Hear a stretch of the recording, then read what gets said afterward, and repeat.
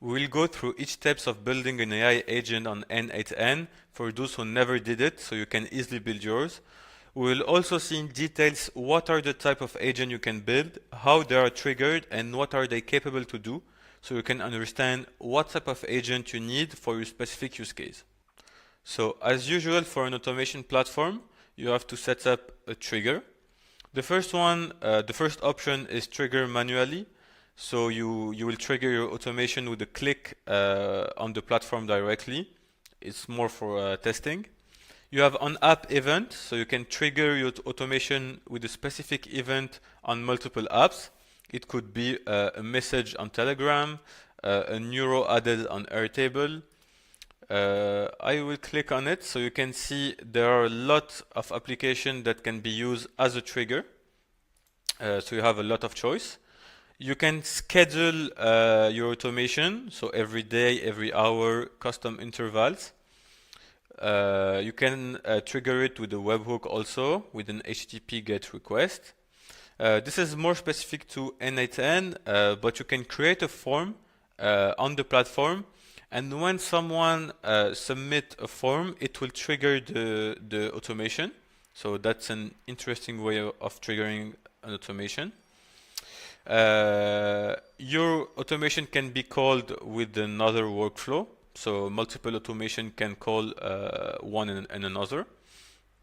And you have an on-chat trigger. So it's like the trigger manually, but with a chat. So as you can see here, if this is the trigger, the chat is here, and you can directly chat with your agent. So it's also more for testing. But anyway, after this, you have some classic features of automation platform, but we're interested in AI agents. So before going more in details here, I've just prepared a small slide on the different type of agent and what they're doing.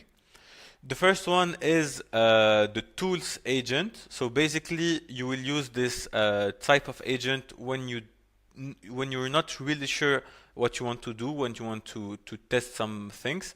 So you can see it as a generic agent. After you have a conversational agent. So here the trigger and the output will be messages. It's basically a chatbot. You can use it as a lead nurturing. For example, a lead go on your website and click on your chatbot and ask for information on your business, etc. So here you will use a conversational agent. You have also the OpenAI function agent. So the requirement here is when you're using OpenAI as the model, and more specifically when you want a structured output. So for example, when you want an image generation with DALL-E, or you want to structure information as JSON or CSV to transfer it in a database, that's the type of use case you want to use this agent. You have plan and execute agent. So that's more when you have a predefined process or pipeline where you go through each step one by one. For example, an onboarding process. It could be for leads, for customer story, or for your team. So you want the AI agent to go through each steps one by one and wait that a task is a step is completed before going to the next one. So here you use this agent.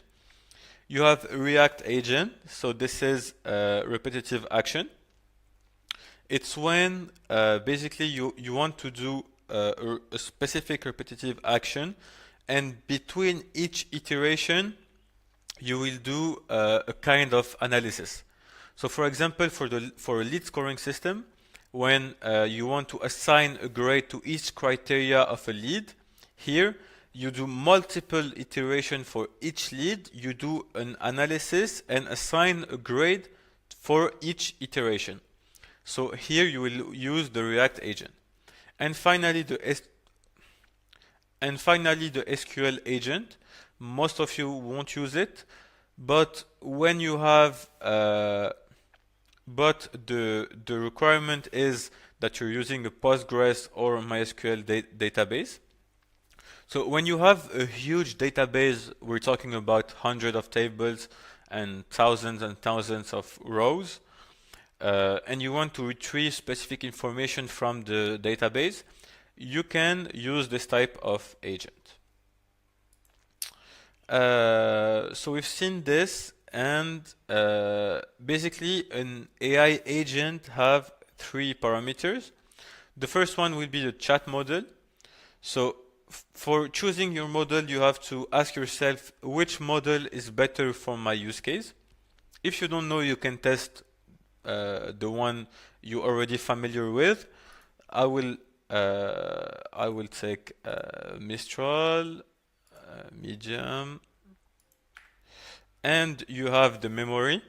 So basically, the memory is what differentiates an AI agent from an AI automation. It's where the chatbot will remember its previous interaction and action and can act in the future accordingly to it. So if you don't have any of these, you can just select Windows Buffer Memory. And the tool is what action the chatbot will do, like on which tools. And if you want to give him some context, some information, you can also connect it to databases. So you can see you have Airtable tool, read, update, write, delete. You have everything from the Gmail API, Google Calendar API, Google Docs API. You have some database tool like MongoDB, MySQL. You have some conversational tool like Slack, Telegram. So you have a lot of tools that you can use. So basically, before adding a tool, this would be just a classic chat on a Mistral platform. Like, let's see. Hi, what time is it? Oh. So you see, this is basically a classic chat with Mistral. So if you want to make it more efficient, you want to add some knowledge database or connect it to some tools, as we've seen before. So let's say I wanted to be able to search on Wikipedia. I can save here. So it has the knowledge of Wikipedia here.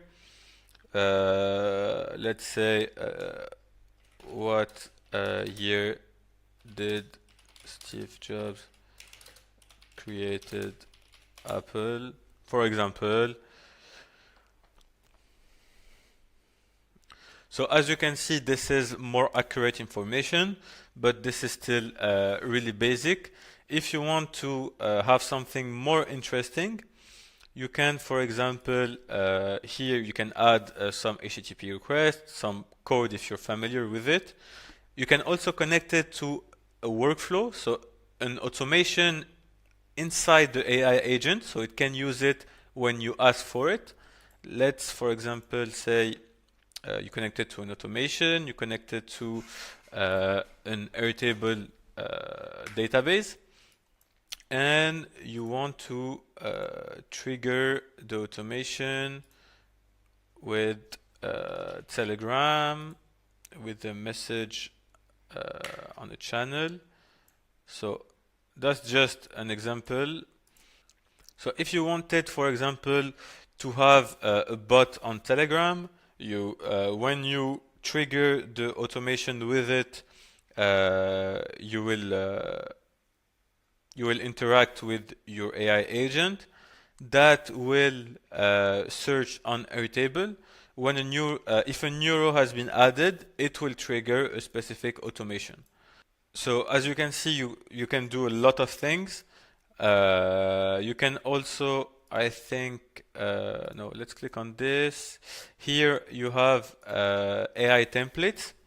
So basically you have a lot of automation that are in N8N database. You can ask for specifically for AI agent. And you can find a lot of use case that you can use. You can see on the right side you have what what software's elements are used here. So you can use these to have a more accurate idea on what you want to do. So yeah, basically that's it. Let me know if you have any question regarding N8N, and thank you for watching.